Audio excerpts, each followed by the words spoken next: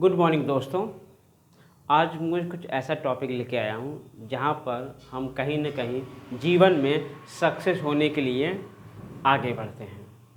आगे बढ़ेंगे कैसे? जब हम कुछ चीज़ को नया करेंगे तब, है ना। होता क्या, कहीं न कहीं हमको कहीं जाना होता है, मान लीजिए कहीं घूमने जाना हो तो हम वो पूरी प्लानिंग करते हैं कि इतने कपड़े रखना है, इतने पैसा रखना है, ये टिकट बुक करना है। लेकिन अपने जीवन को आगे बढ़ाने के लिए हम कभी भी प्लानिंग नहीं करते हैं।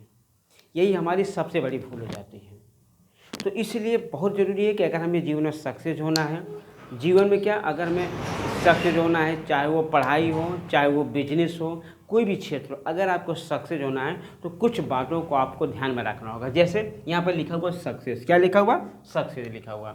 यानी आपको जीवन में सक्सेस पाना है। हर आदमी सक्सेस है और सक्सेस को और ज़्यादा बिल्डअप करना, हम आप सर्वाइव करें तो सक्सेस ही है, नो डाउट। लेकिन अब हमको बेहतरीन तरीके से जीना है, यानी कुछ नया करके जाना है, कुछ ऐसे गुजर करके जाना है ताकि इतिहास बन जाए, आने वाली पीढ़ियां हमको याद करें। कभी भी अपने बच्चों को ये नहीं कहना चाहिए कि फला बच्चा कैसा किया या वो ऐसा किया, आपका बच्चा आगे नहीं पढ़े। ये सोचना चाहिए कि आपको भी तो वो जीवन मिला था करने के लिए, आपने कितना अच्छा किया। अगर आप अच्छा करते हो तो आपके बच्चे ऑलरेडी अच्छा करेंगे। यानी उनके मतलब अपने बच्चों को किसी को उलाहना नहीं देना है। यानी आप खुद उस लायक हो जाए कि बच्चे आपसे ही प्रेरित हो जाए और बेहतरीन कर जाए। उसके लिए करना क्या करेगा? सबसे पहले जीवन में एक चीज़ फिक्स करो, एम। हमको करना क्या है, ये बहुत ज़रूरी। यही का कारण आधे लोग इस दुनिया में खाली बैठे हुए हैं कि हमारा एम ही क्लियर नहीं है कि हमको आगे करना क्या है। हर जगह क्वेश्चन मार्क, डॉक्टर बन जाऊँ, इंजीनियर बन जाऊँ या रेलवे में चला जाऊँ, कुछ भी कर जाऊँ, कोई चीज़ क्लियर नहीं। जब क्लियर गोल आपका नहीं रहेगा, एम आपका क्लियर नहीं रहेगा, तो आप आगे बढ़ ही नहीं सकते हो। तो सबसे पहली चीज़ होती है एक्चुअली हमको करना क्या है। अगर हमको इन सब का एम क्लियर हो गया, हमको क्या करना है, जैसे मान लीजिए हमको क्या बनना है, हमको डॉक्टर बनना है, ये चीज़ को क्लियर हो गया। अगर हमको डॉक्टर बनना है तो अब इस चीज़ को दिमाग के बिल्कुल तरीके से बैठा लीजिए कि हमको डॉक्टर बनना है। क्लियर है? अब उस चीज़ के लिए क्या करना पड़ेगा, उस चीज़ के हमें पागलों की तरह जूझना पड़ेगा। क्या जूझना पड़ेगा? पूरी किताब को बेहतरीन तरीके से पढ़ना पड़ेगा, एनालिसिस करनी पड़ेगी, क्वेश्चन लगाना पड़ेगा, यानी धुआंधार तरीके से बैटिंग हमको करनी पड़ेगी।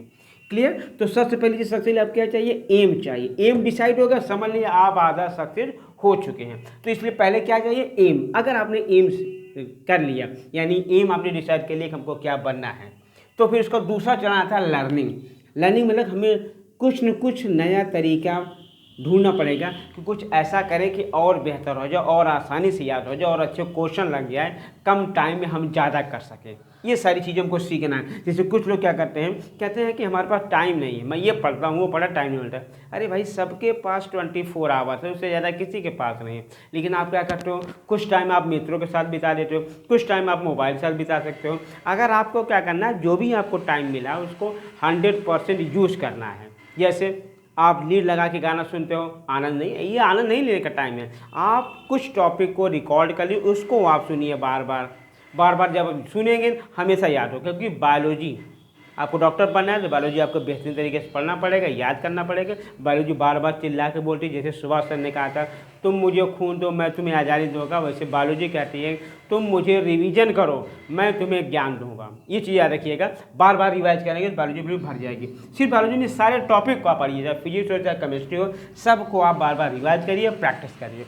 और लर्निंग यानी कुछ नए नए तरीके, जैसे हमने अभी पिछली वीडियो में बताया था कैसे हीमोफीलिया के और कलर ब्लाइंडनेस के क्वेश्चन बड़े आसानी से आप लगा सकते हैं। तो वो आप कुछ न कुछ नया सीखते रहिए उसको सॉल्व करने के लिए और अपने आप को सक्सेस होने के लिए।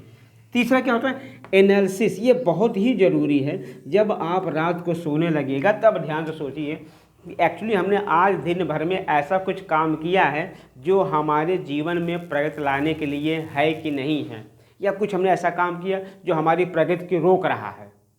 इसको एनालिसिस करना बहुत ज़रूरी है कि हमने दिन भर में क्या अच्छा किया, क्या बुरा किया। अच्छा किया उसको रिपीट करना, बुरा किया उसको आपको हटाना है। तो एनालिसिस बहुत ज़रूरी है।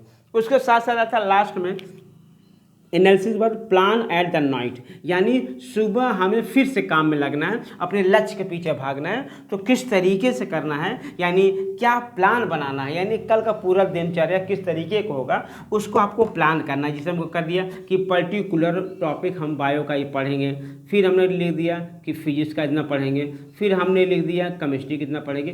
प्लान बना के चलो कि हमको ये टॉपिक कंप्लीट करना है।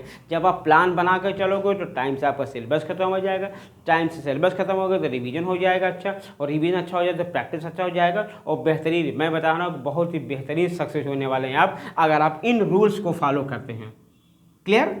ये कहिए कि आप अगर एग्जाम में, तो नीट में आपकी पहले रंग आ सकती है अगर आप मेरे वीडियो को देखते हो, तो बायो का कोई भी क्वेश्चन आपका उससे बाहर नहीं आ जाएगा।